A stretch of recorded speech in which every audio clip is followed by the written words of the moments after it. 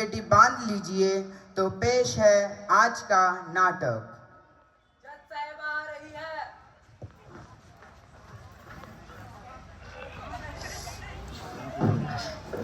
सब बैठ जाइए।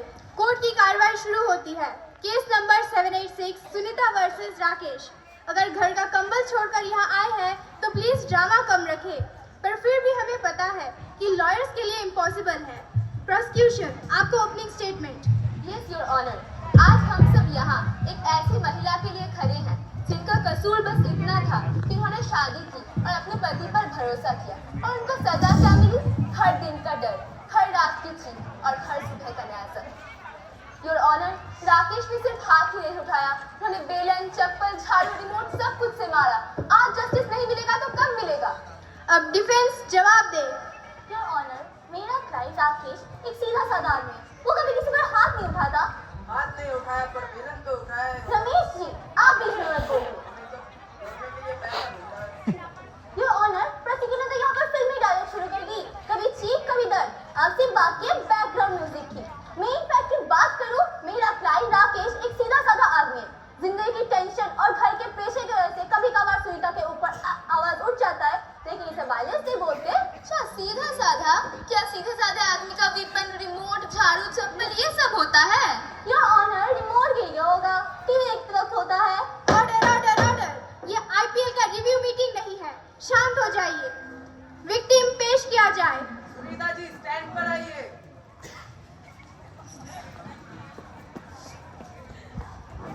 सुनीता जी, आप बताइए आपके साथ क्या हुआ? योर ऑनर, मैंने हमेशा राकेश को सपोर्ट किया। जब नौकरी चली मैंने ओवर टाइम किया। जब घर की ईएमआई रुकी मैंने अपने गहने बेचे, लेकिन बदले में मुझे थप्पड़, गालियाँ और तुम कुछ नहीं हो मिला। मैं हर रात ये सोचती थी क्या मैं वैसे जीने लायक भी हूँ। पर फिर मैंने अपनी बेटी को देखा और सोचा कि आज अगर मैं चुप रही तो कल वो भी ये सब सहेगी। बहुत हिम्मत दिखाई आपने। अब डिफेंस योर जवाब। ऑनर, मुझे और भी कुछ कहना है कि वो मुझे मेंटल टॉर्चर भी करता था और धमकी भी दी है कि अगर मैं कानून की मदद लूंगी तो वो मुझे और मेरी बेटी को मार देगी। ऑब्जेक्शन, आप कोर्ट में झूठ नहीं बोल सकती। आपके पास सबूत क्या है? आप कोर्ट में मेरे क्लाइंट के साथ ऐसे व्यवहार नहीं कर सकती, लेकिन हमें सबूत चाहिए। ऑर्डर ऑर्डर ऑर्डर, ये कोर्ट है, कोई प्लेग्राउंड नहीं। Behave like lawyers, please maintain the rules. Sorry honour, पर हमारे पास सबूत है। आपके पास जो फाइल है उसमें पेज नंबर 303 में सुनीता की मेडिकल रिपोर्ट है। वहाँ पर ये लिखा गया है कि वो कई सालों से एंजाइटी से सफर कर रही है, जो इसका सबूत है कि उसे मेंटली टॉर्चर किया गया था। प्रोसिक्यूटर जी, मैं तो अंधी नहीं हूँ ना, मुझे तो दिखता तो है सिर्फ। पर आपने सही से देखा नहीं होगा या फिर आपने गलत पेज नंबर देखा होगा। आप फिर से और एक बार देखिए पेज नंबर 303 में।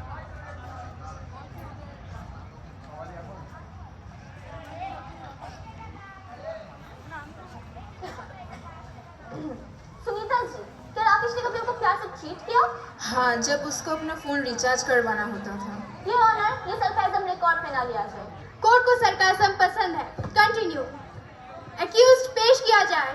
सुनीता जी, आपको और कुछ बताना है? हाँ, मुझे बताना है कि वो मेरे परिवार से 20 लाख की दहेज ले, जिसकी वजह से मेरे माता पिता को अपनी ज़मीन बेचनी पड़ी और घर गिरवी रखनी पड़ी। ये सरासर झूठ है। मुझे झूठे आरोपों में फंसाया जा रहा है।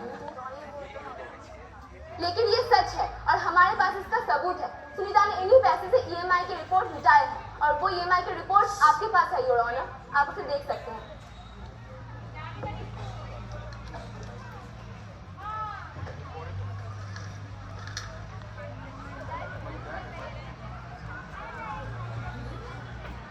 एक्यूज्ड पेश किया जाए।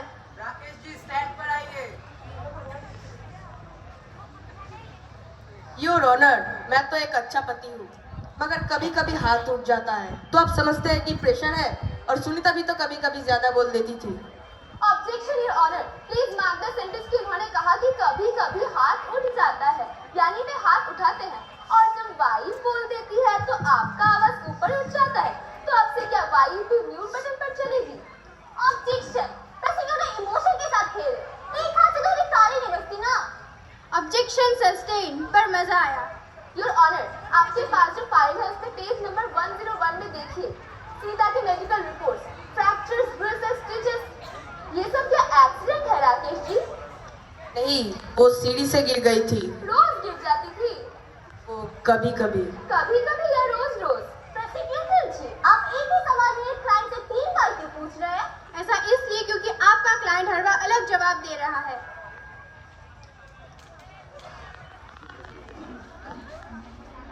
सुनीता जी, आपको और कुछ बता रहा है? नहीं।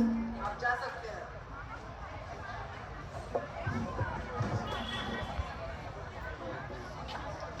योर ऑनर, हमारे पास विटनेस भी है, विटनेस मिश्रा जी। विटनेस पेश किया जाए। मिश्रा जी स्टैंड पर आइए।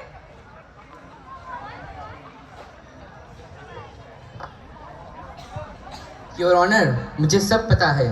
एक दिन इन्होंने ऐसा मारा, धड़ाम। Mishra ji, sound effects optional है, कंपलसरी नहीं। सॉरी योर ऑनर, पर सच ये है कि रोज रात को इनके घर से ऐसी आवाज़ें आती है कि कोई किसको मार रहा हो। मैंने सोचा कोई मूवी चलाया होगा, पर रियलिटी तो हॉरर निकला। सीरियसली मिश्रा जी, आपको बिना चश्मे के आपका घर का दरवाजा तक नहीं दिखता, तो आपको वायरलेस कैसे दिखा? अजीब हो मैडम, दिखाई नहीं देता पर सुनाई तो देता है ना। और आवाज़ की फ्रीक्वेंसी इतनी थी कि मेरे जूते तक हिल रहे थे। ठीक है मिश्रा जी, हमें जूतों की वाइब्रेशन रिपोर्ट नहीं चाहिए। सीधा पॉइंट, क्या राकेश वायलेंस करता था? बिल्कुल करता था, मैंने खुद देखा है, सॉरी सुना है। एक दिन मैं इनके घर गया था, देखा कि सुनीता जी एक कोने पर बैठी रो रही थी और राकेश जी उनके ऊपर चिल्ला रहा था और सुनीता जी के हाथों से खून निकल रहा था। मैं यह देखकर दंग रह गया। आपको और कुछ बता रहा है? नहीं योर ऑनर। आप जा सकते हैं। योर ऑनर, प्रोसिक्यूटर जी ने ऐसे अपने विटनेस को बुलाया, वैसे मैं भी अपने विटनेस को बुलाना चाहती हूँ, शर्मा जी। विटनेस पेश किया जाए। शर्मा जी स्टैंड पर आइए।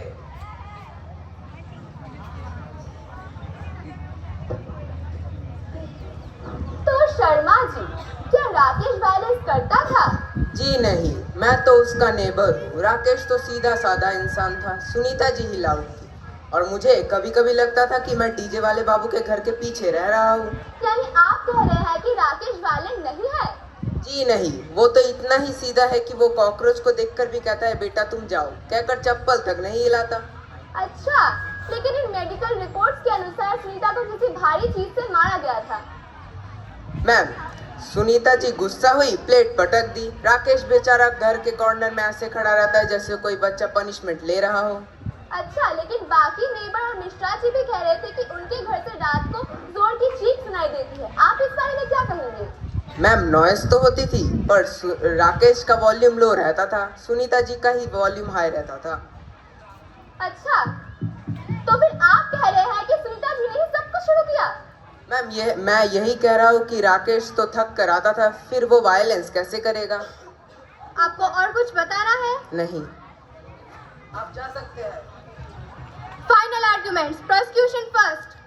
यस योर ऑनर, सुनीता कोई वीक वुमेन नहीं है, पर हर स्ट्रॉन्ग इंसान का भी एक लिमिट होता है। और जब एक पति अपनी पत्नी पर अपना जोर चलाता है, that is not marriage, that is the misuse of trust. Your honour, मेरी क्लाइंट की गलती मानिए, पर क्या हर गुस्सा क्राइम होता है? घर घर की बात अगर कोर्ट तक लाइए तो कोर्ट तो हाथ में भी नहीं चलेगा। और अगर हर वाइफ की थप्पड़ घर घर की बात मान लिया तो सोसाइटी की चलनी ही बंद हो जाएगी। मैं सिंपल सी बात कह रही हूँ कि घर में थोड़े से आर्ग्यूमेंट हो जाए, थोड़े झगड़े हो जाए, ठीक है, पर अगर थप्पड़ को डेली रूटीन बना लिया तब तो कानून की मदद लेनी ही पड़ेगी। मेहता जी, आपको नहीं लगता आप हाइपरबोलिक हो रहे हो? एक नॉर्मल आर्गुमेंट का सुनामी बना रहे हो? वर्मा जी, सुनामी तो आपका डिफेंस है, बहुत noise, zero clarity. Objection your honour, मुझे लगता है प्रोसिक्यूशन की दिक्कत है कि उनका केस वीक है, और जब केस वीक हो तो लॉयर स्ट्रॉन्ग समझने की कोशिश करता है। My learned friend Verma ji, strong तो मैं आसानी से साउंड कर ही सकती हूँ, पर अगर आपको 9 लाउड स्पीकर भी दिया जाए ना, तब भी आपका लॉजिक ऑडिबल नहीं होता। योर ऑनर, ट्रूथ सिंपल है कि अगर घर में आर्ग्यूमेंट्स हो रहे हो तो राकेश को रिस्पॉन्सिबल बिहेव करना चाहिए, ना कि सुनीता के ऊपर हाथ उठाना चाहिए। मेहता जी, राकेश रिस्पॉन्सिबली बिहेव करता है, बेचारा कंपनी में काम करता है, थक जाता है, फिर सुनीता से लेक्चर सुनाती है, फिर भी वो जेंटलमैन ही रहता है ना। अच्छा, जेंटलमैन और राकेश, मैं वो इतना ही जेंटलमैन होता कि सुनीता कभी कंप्लेन करती? योर ऑनर, कंप्लेन तो लोग कभी पुलिस से भी कर देते, पर क्या हर कंप्लेन सच होता है? मेहता जी, आप हाइपरबोलिक हो रहे हैं, आप नहीं हो रहे। ऑर्डर ऑर्डर ऑर्डर, बस मुझे पोएट्री कंपटीशन का जज मत बना। राकेश, शादी एक रिश्ता है, जंजीर नहीं। सुनीता ने आपकी रेस्पेक्ट की, पर आपने उन्हें दर्द दिया, इसलिए कोर्ट आपको डोमेस्टिक वायलेंस का दोषी ठहराता है।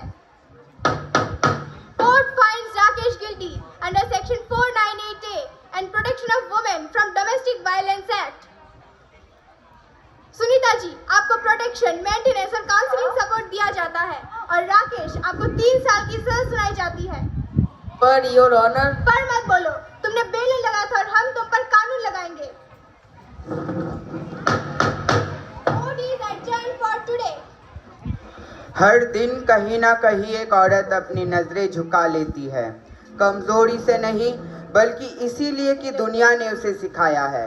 वह ऐसे घाव लिए चलती जो दिखता भी नहीं, कुछ उसके शरीर में, कुछ उसके आवाज, मन तथा सोच में। घर में उसे चुप करवाया जाता है, हर दिन उसके लिए नई चुनौती होती है। हर दिन वह दुनिया से लड़ती, अपने जख्म को छुपाती। लेकिन सच यह है, औरत सहने के लिए नहीं पैदा हुई। औरत को सम्मान देना उपकार नहीं, उसका अधिकार है। नारी के आंसू कमजोरी नहीं होती, बल्कि ये दिखाती है कि वो इस दुनिया से हार गई दूसरी दिन की अपेक्षा में। और महिला के आंसू हर पुरुषों की कायरता दिखाते हैं, उनकी मैच्योरिटी नहीं। अंत में आज का नाटक हम कुछ पंक्तियों के संग विराम देना चाहेंगे। ना तू कर सहन, ना तू कर बर्दाश्त, अब तोड़ दे इस चुप्पी को, कब कर दे खुद का आबाद। तू सहती है क्योंकि तू कमजोर है, तू रोती है क्योंकि तू औरत है। तोड़ दे उसके इन झूठे ख्यालों को, दे जवाब उसके दिए अपमानों को। धन्यवाद।